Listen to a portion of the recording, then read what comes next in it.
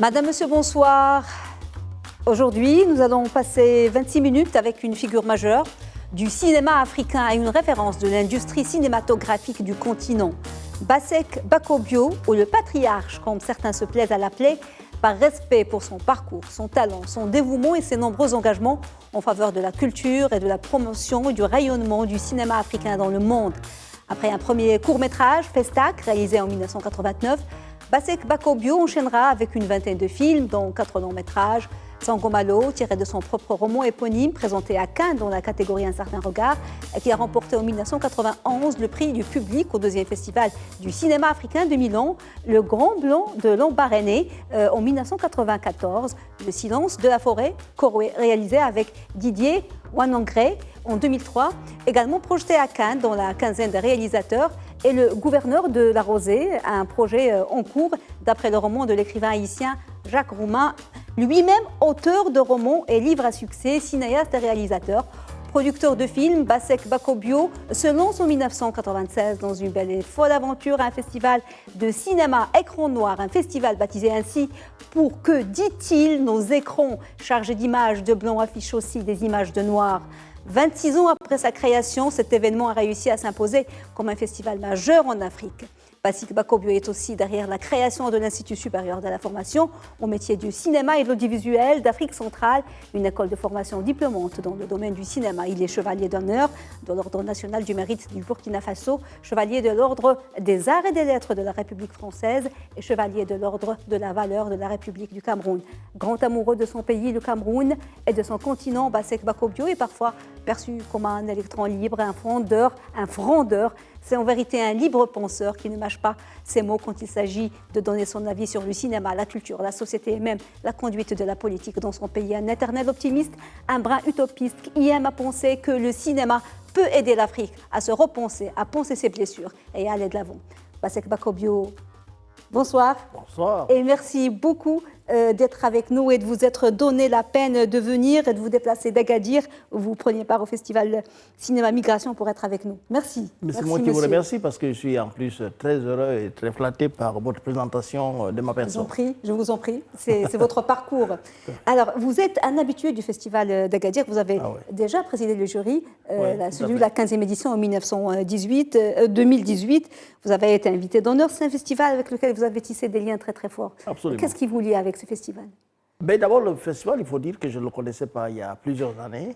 Et puis un jour, je rencontre Aziz Alomera, qui est l'un des maîtres d'œuvre, n'est-ce pas, de ce festival avec Idriss, n'est-ce pas. Et il me dit, on va faire un hommage au Cameroun.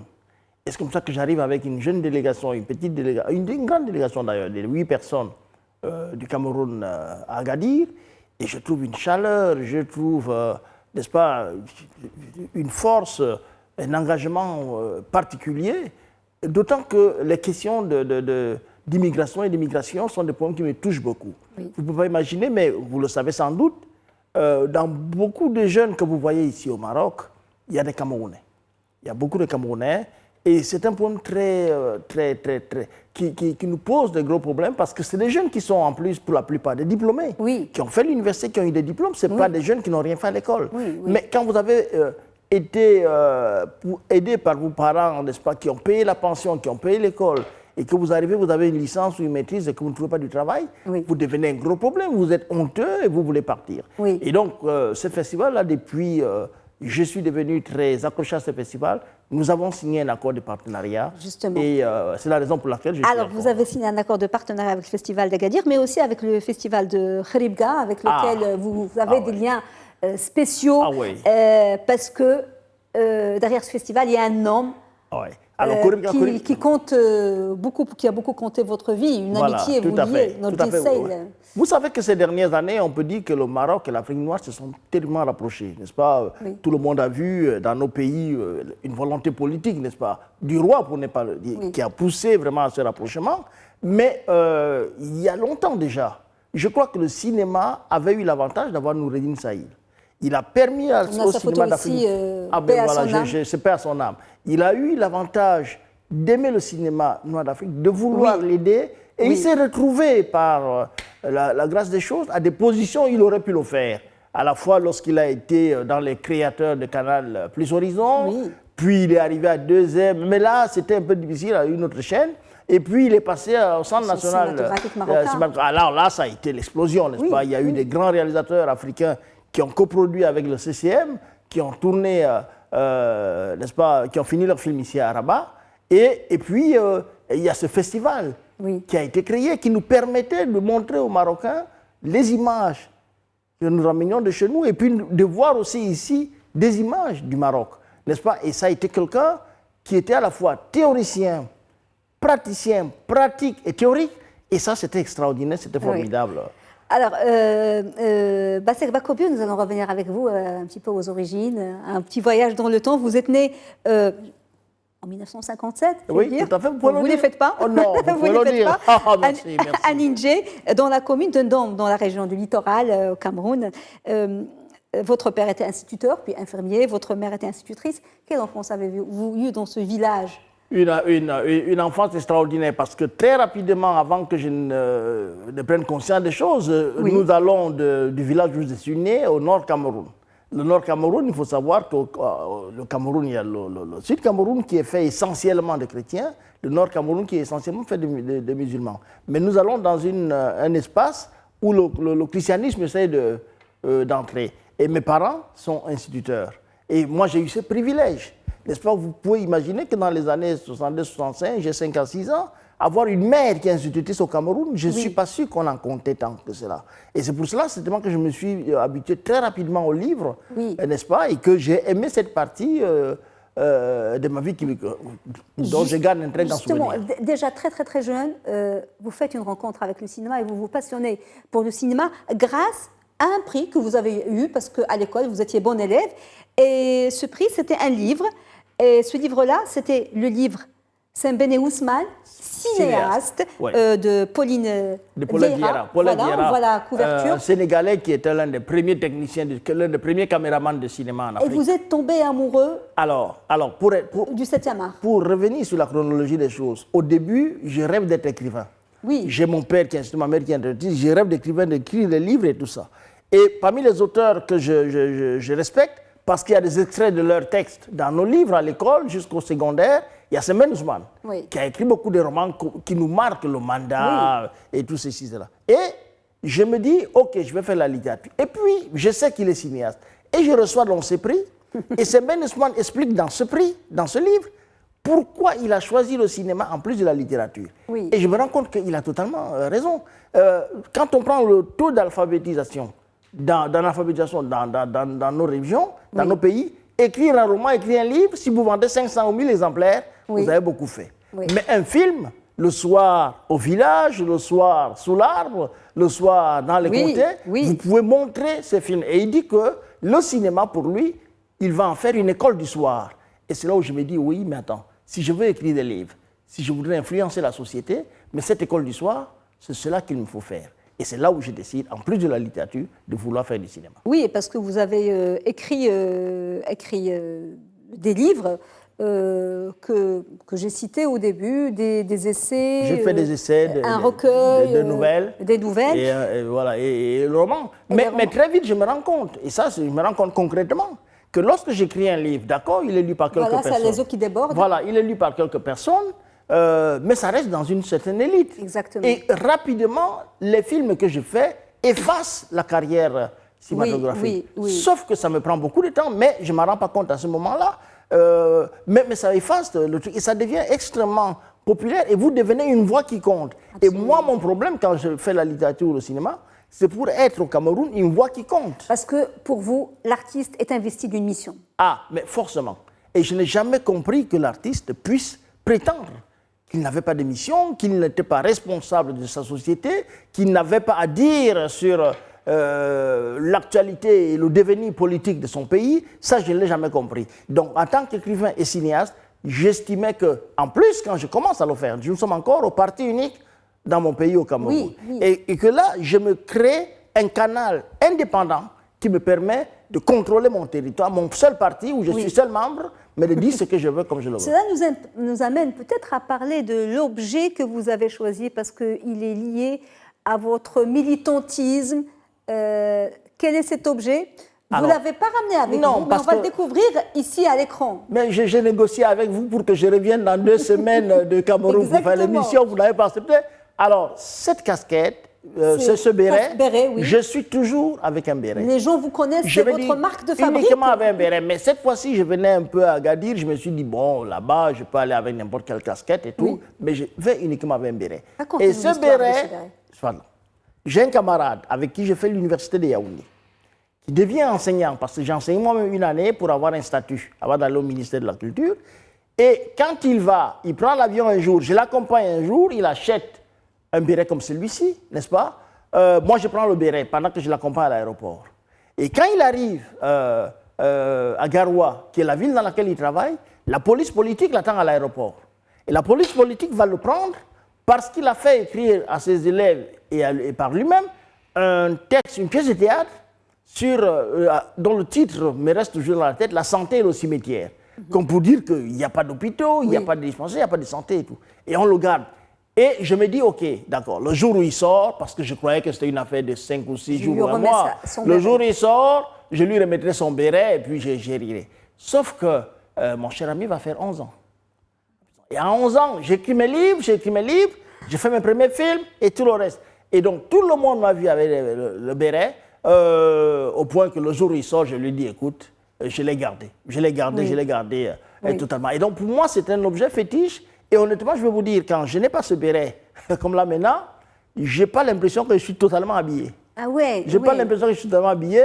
Et beaucoup de Camerounais qui regarderont cette émission se diront, mais comment il a accepté de passer dans cette émission sans son béret? Alors, je l'ai dit tout de suite, je suis venu, elle n'a pas voulu que je rentre au Cameroun pour revenir, et donc je n'ai pas mis de béret. Je ne voulais pas prendre un béret dans le marché comme cela, parce que c'était un objet fétiche, mais le béret, c'est mon objet fétiche. Mais on sait qu'il compte beaucoup pour Voilà, vous, et tout à l'histoire fait. c'est Tout à une fait. très belle histoire d'amitié aussi. Sauf que le béret, c'est un temps, donc parfois il vieillit, j'en ai eu plusieurs, mais ça a toujours été le béret. Absolument. Alors, vous débutez comme stagiaire et assistant sur une série de documentaires produite par le ministère de l'Information, de la Culture.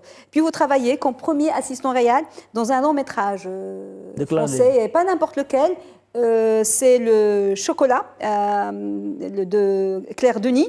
C'est un film qui a été sélectionné, la sélection officielle du Festival de Cannes, au César. On voit ici l'affiche. Un très, très grand film. Après, vous allez réaliser des films, souvent vos films, vos propres films. Vous écrivez aussi souvent vos scénarios. Il y aura Saint-Malo, tiré de votre livre éponyme, présenté, comme on l'a dit, à Cannes. Le silence de la forêt. Le Grand Blanc de la Marine. Le Grand Blanc de Mais vous aviez une belle carrière. Vous étiez encensé par la critique. Vos films étaient très appréciés. Un grand responsable de Canal+ me dira à la sortie du Grand Blanc, Monsieur Bassek, vous êtes l'un des rares réalisateurs bancables en Afrique noire. D'autant que j'ai toujours vécu en Afrique.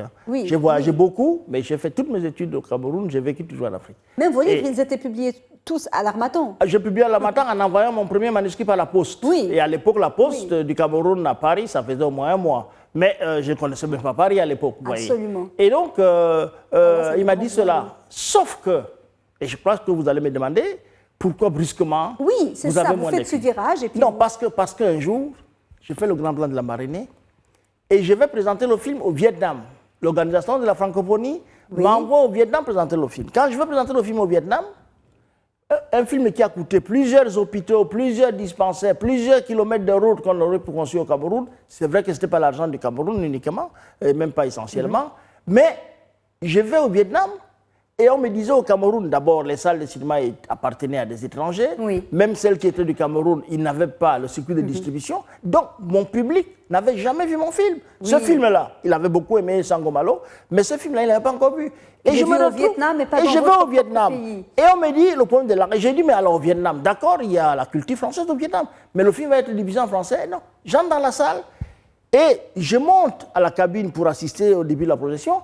Et je trouve un monsieur qui me dit qu'il est comédien et qui va doubler tous les rôles. Double toutes les voix. Toutes les voix, les femmes, les enfants, les hommes, dans sa langue vietnamienne. Et le public sur le film. Et le public applaudit à certains endroits. Et le public. Et c'est là où je me dis, mais est-ce que j'ai le droit de mobiliser autant d'argent qui aurait pu servir à envoyer des enfants à l'école, à envoyer des enfants dans les hôpitaux, si mon peuple ne peut pas voir mes films? Et c'est là où, quand je descends de l'avion, j'ai dit à un ami belge, je lui dis, écoute, je vais créer un circuit de distribution et de diffusion. Au début, c'était ça l'idée, c'était pas tellement un festival. Non, c'était diffuser des films en Afrique centrale. Et donc, justement, le premier film que je vais diffuser, c'est que le festival de Ouagadougou, le FESPACO, où passe le Grand Blanc, il y a le film qui remporte les talons d'or, les talons d'Irenga, qui s'appelle Au nom du Christ, un film de l'Ivoirien Roger Nwambala. J'ai dit à Roger, écoute, tu viens au Cameroun, moi je vais essayer de diffuser le film dans la sous-région. Et je le fais, c'est un succès d'estime incroyable, mais commercialement, financièrement, c'est catastrophique. Bon, alors, je rencontre un directeur général d'une entreprise qui me dit, Bassek, nous on est très contents de ce que tu fais, mais on ne peut pas te suivre si tu es dans la distribution pure. Organise un festival, et nous on pourra mettre de l'argent, et puis tu auras plusieurs compagnies qui vont venir. C'est comme cela que naît le festival. Et à ce moment-là, c'est Sembène Ousmane qui m'a amené au cinéma, qui est devenu entre-temps, parce que ça aussi l'un de mes gros plaisirs, très rapidement, quand je fais mon premier film, je deviens un ami de Sembène Ousmane. Et pour moi, c'était le rêve, c'est-à-dire être l'ami du maître. Et c'est lui qui vient mettre, n'est-ce pas, en place vraiment le festival Écran Noir. Alors le festival est lancé, heureusement, c'est le premier festival de l'Afrique centrale. C'est un très grand festival aujourd'hui avec le FESPACO. C'est les deux grands festivals de cinéma en Afrique. Oui, en Afrique noire. En Afrique noire, et effectivement. Francophone. Et les éditions vont s'enchaîner, toujours avec plus de succès, parfois dans la douleur, parce que c'est difficile. Souvent dans la douleur. Souvent, vous ne saviez pas quand une édition se termine, si vous allez pouvoir faire la deuxième. Mais le festival est tellement reconnu, il a su s'imposer qu'en 2016, vous avez le festival est reconnu d'utilité publique par le gouvernement. Est-ce que ça vous a soulagé? Mais ça, c'est là où, même si chaque année, ça reste toujours une douleur, chaque fois qu'on finit, le jour où on finit, le lendemain, je me dis, mais est-ce qu'il y en aura encore une autre? Mais ça nous a apaisé dans la mesure où ça m'a permis, je peux le dire publiquement, d'être inscrit au budget de l'État du Cameroun. C'est-à-dire que ce n'est pas encore la grande somme pour que nous ayons, n'est-ce pas, tous nos rêves réalisés, mais il y a ce minimum, ce matériel-là qui nous permet de nous dire, quand je me lève le lendemain de la dernière édition, j'ai au moins quelque chose qui me permet de commencer l'année suivante. Ça été extraordinaire. C'est très important parce que le gros du financement, c'est votre pays et puis le reste des partenariats. Voilà, et puis des partenariats, et puis tout le reste, et puis des partenariats qui viennent du monde. J'en profite pour vous dire d'ailleurs, mais je ne sais pas si je le dois le dire ici, que j'ai un partenariat fort, nous avons un partenariat fort avec Royal Air Maroc, par exemple. J'espère que vous n'allez pas couper ça parce que c'est commercial, ce n'est pas commercial. Je crois qu'ils font un travail par rapport à beaucoup de manifestations artistiques, n'est-ce pas, en Afrique. Ils sont au FESPACO, ils sont à la Biennale de la photographie de Bamako. C'est une compagnie nationale, on ne va pas couper ça. On est en droite ligne dans la politique du Maroc, du rapprochement, d'aller vers l'Afrique, de cette coopération. Ah, mais ça, vous le faites très bien ces derniers temps. Et c'est comme cela que, aussi par Noureddine Sahil tout à l'heure, qui aussi nous aide, n'est-ce pas, à rentrer en contact avec ces gens depuis 2015, nous avons, comme transporteur officiel, le Royal Air Maroc, n'est-ce pas, qui nous facilite énormément les choses. Et le Covid avait mis 2 ans de suspension. On a senti toute la douleur, mais là, on repart pour 3 ans. Mais quand même, en 2021, vous avez organisé quand même le festival et celle qui a remporté l'écran d'or est une Marocaine. Alors, en 2020, nous faisons une version vraiment... parce que distancielle. La Covid, en réalité, n'a jamais vraiment atteint le Cameroun. Et donc, on fait une version où il n'y a que les Camerounais qui sont présents, pas d'étrangers. En 2021, c'est la 25e édition. Comment est-ce que je vais passer... C'est un anniversaire, un quart de siècle. Comment est-ce que je vais laisser passer cette date-là, même si, je vais dire, la Covid est là. Et donc, nous organisons en présentiel cette fois, n'est-ce pas? Et il y a un film marocain, Anato, de Fatima Ali, qui remporte l'écran d'or. N'est-ce pas, de cette 25e édition. Je ne sais pas si on pourra voir les images tout à l'heure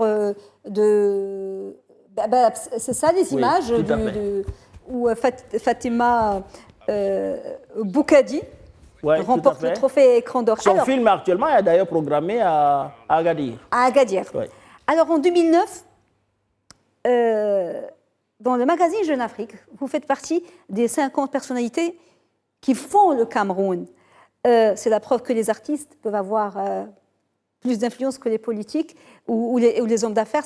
Est-ce que ce classement signifie quelque chose pour vous, vous qui êtes très investi dans la politique et qui n'imaginez pas ne pas vous intéresser à la politique, à la chose publique depuis toujours? Non, ce classement est significatif pour moi, c'est sûr. Mais je veux dire que aussi, ce n'était pas vraiment une surprise parce que je suis dans un domaine où, par exemple, au niveau de l'art et de la culture, je crois quand même que vous avez Manu Dibango à la musique, oui. Vous avez d'autres personnes, mais bon, au niveau du cinéma et de la littérature, je compte quand même pour quelque chose. J'ai été leader étudiantin, donc ça joue. Oui, mais la reconnaissance, ce n'est pas ce qu'on cherche, mais quand elle est là, quand elle arrive, on ne crache pas dessus. On est content parce que ça permet de savoir que sa voix porte. Oui. Et ça permet de continuer. Mais c'est aussi parce que vous êtes une personnalité très, très, très respectée, très connue, et que vous avez eu beaucoup de vie, vous avez fait beaucoup de choses. Vous êtes footballeur aussi, parce que vous avez fait partie, et pas le footballeur sportif du dimanche.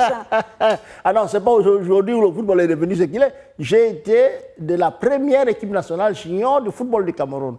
N'est-ce pas? Oui, et vous êtes de la même région. Je le dis. Ah oui, le hasard a voulu que, je sais ce que vous allez dire, mais le hasard a voulu que je sois Bassa comme mon jeune frère Samuel Eto'o. Oui. N'est-ce pas qu'on soit de la même ethnie? Et c'est une ethnie d'ailleurs qui a donné beaucoup de grands footballeurs. Oui. Joseph-Antoine Bell et Bassa. Oui. Roger Mila est quelque part Bassa, même si c'était Bassa. Non, on a eu des très grands joueurs. Il y a Oman Biyi qui est Bassa. Donc, bon, je ne fais pas du tribalisme ici. Je constate simplement que nous avons apporté...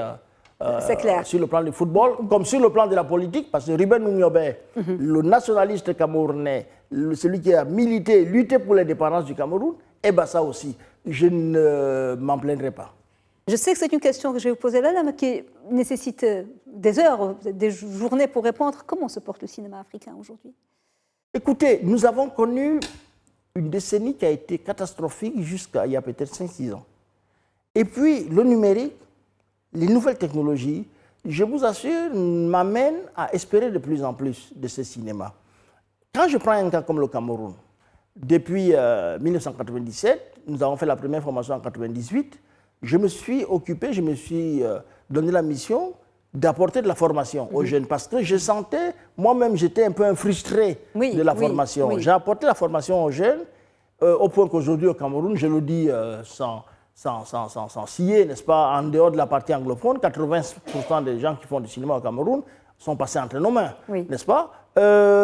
Et puis, il y a des jeunes donc, qui font des formations, il y a des jeunes qui font des films, et c'est divers, et ce n'est pas toujours le cinéma que moi j'emporterai sur une île déserte, mais je constate qu'il y a une jeunesse, n'est-ce pas, qui s'attache à ces films-là, qui aime ces films-là, et dès qu'on va passer le cap et que les jeunes vont comprendre qu'il faut apprendre vraiment le métier, pour faire des films, parce que nous, pour tourner le premier mètre de pellicule, on transpirait d'abord. Ça coûtait très cher. Aujourd'hui, vous entrez au magasin, vous achetez un appareil, même avec l'appareil photo, vous commencez à tourner. Donc, je crois que je désespère de moins en moins. Il y a une production qui n'est pas valorisée en Europe, en Amérique, parce qu'ils ont des canons, mais au niveau de ce que j'assigne comme fonction au cinéma, à savoir répondre aussi aux aspirations d'un peuple, donner à un peuple, certes de la distraction, mais aussi de la réflexion, ce cinéma-là rencontre ce public, n'est-ce pas? Et je le vois aux écrans noirs.